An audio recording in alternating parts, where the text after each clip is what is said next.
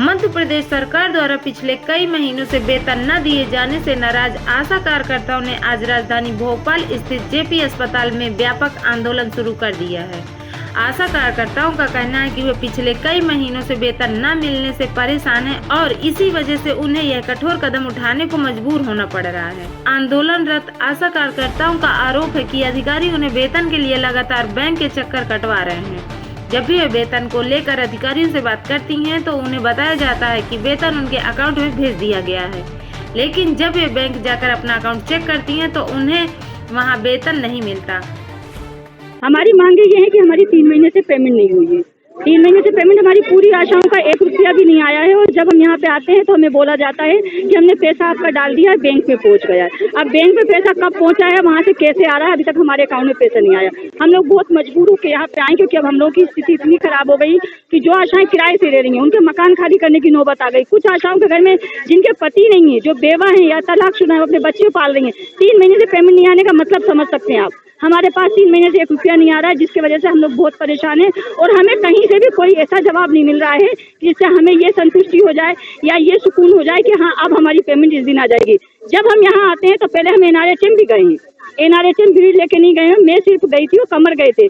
हमें ये बताया गया था कि 4 दिन के अंदर आपकी पेमेंट आएगी। ये बात हो गई 22 तारीख की।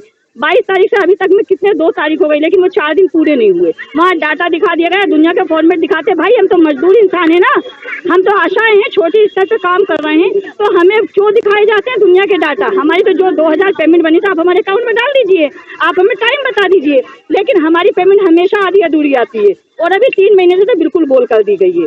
यहाँ तक कर दिया गया कि अगर मोदी जी आए थे, मोदी जी को मिलने ना जा पाए, इसलिए कुछ आशाओं को तो नजरबंदी कर दिया था, जिसमें एक मैं भी थी। ठीक है कि आप वहां तक नहीं जाएंगी जमहूरी मैदान तक।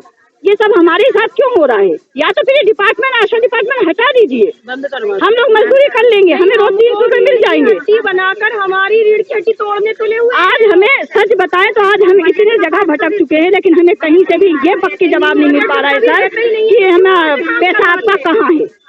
इनसे मिल लीजिए, उनसे मिल लीजिए, उनसे मिल लीजिए, किनसे मिल लीजिए। भाई काम DCM देते हैं तो DCM सर ही से पैसा मांगेंगे ना हम। अगर कोई मजदूरी ठेकेदार के पास करता तो ठेकेदार से पैसा मांगेगा ना, कि ठेकेदार बोलेगा इंजीनियर से जाके ले लो, इंजीनियर बोलेगा कि प्रॉपर्टी के मालिक से ले लो। ऐसा नहीं होता है, ठीक है ना। अब DCM सर हमारे यहाँ हर दिन मैसेज डालते हैं, ये वाला काम करो, वो वाला काम करो, तो फिर DCM सर लिफाफे में रख के हमारे पैसे देना। हम क्यों जाने बैंक को। अब हम अभी आए हैं तो DCM सर कहना है बैंक में पैसा डाल दिया, बैंक में एरर आ रहा है। अरे भाई बैंक लूट जाए, आग लग जाए तो हमारी पेमेंट चली जाएगी क्या? नहीं जाएगी ना। बस इसी मांग को लेके आए हैं। अगर हमारी पेमेंट मई तक की नहीं आती है तो हम लोग काम बंद कर। काम का अत्यधिक दबाव होने के बावजूद उन्हें समय पर वेतन नहीं मिल रहा है, जिससे उनकी आर्थिक स्थिति दयनीय होती जा रही है। एक रोती हुई आशा कार्यकर्ता ने अपनी व्यथा बताते हुए कहा कि पिछले कई महीनों से वेतन न मिलने के कारण उनकी बेटी की पढ़ाई बाधित हो रही है। वह न तो अपनी बेटी की स्कूल फीस दे पा रही हैं और न ही अपने मकान का किराया। उन्होंने बताया कि इस स्थिति के कारण उनका जीवन चक्र अत्यंत खराब होता नजर आ रहा है। मैं एक आशा कार्यकर्ता हूँ वार्ड 20 से। हम लोगों की 3 महीने की मांग के लिए हम खड़े हुए हैं और हम ये चाहते हैं कि हमारी पूरी मांग 1 तारीख को आने में जो हमारी पेमेंट बनती है, क्योंकि हमारी कोई फिक्स पेमेंट नहीं है। जो भी किसी की हमारी 5000 बनती, किसी की 8000 बनती, किसी की 15000 बनती, और अगर हमारी 1 महीने की गोल हो जाती है तो उसका कोई हिसाब नहीं होता है। कोई बता नहीं पाता कि इसका ये पैसा कहाँ गया और कब आएगा।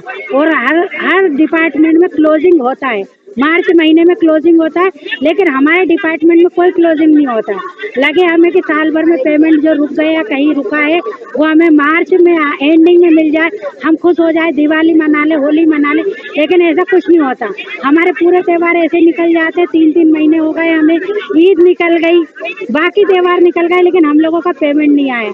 हम इतने मतलब परेशान है, लोन ले लेके हम घर चला रहे हैं, बच्चों की फीस भर रहे हैं, इसीलिए हम घर से निकले थे। जिस सम्मान के लिए घर से निकले तो वो सम्मान हमारा खोया जा रहा है। जिस सम्मान के लिए हम घर में कि हम किसी से 5 रुपए नहीं मांगे, हम अपने आत्मनिर्भर से कमा सकें और हम अपना खर्चा चला सके, अपने बच्चों का खर्चा चला सके। अब जब आप 3-3 महीने हमारी पेमेंट नहीं देंगे, हम कैसे चलाएंगे? हम किसी से उधार मांगेंगे तो हम उसे क्या तारीख दें, कौन सी तारीख दे दे, कौन सा दिन दे दे, कौन सा समय दे दे कि जिस तारीख को हमें वो पैसा मिल जाए। आज हमें इतना वो होता है कि हम आपके सामने बोल रहे हैं, हमारी आंखों में आंसू आ रहा है और ये हाल मेरे अकेले के के नहीं है। मेरे डिपार्टमेंट में कम से कम 600 आशा है हमारे साथ, और हर आशा का यही हाल है, क्योंकि हम अगर मांगे आपकी पूरी नहीं की जाएंगी तो आप आगे क्या करेंगे? हमारा ये मानना है कि अब हम पैसा तो छोड़ेंगे नहीं, अगर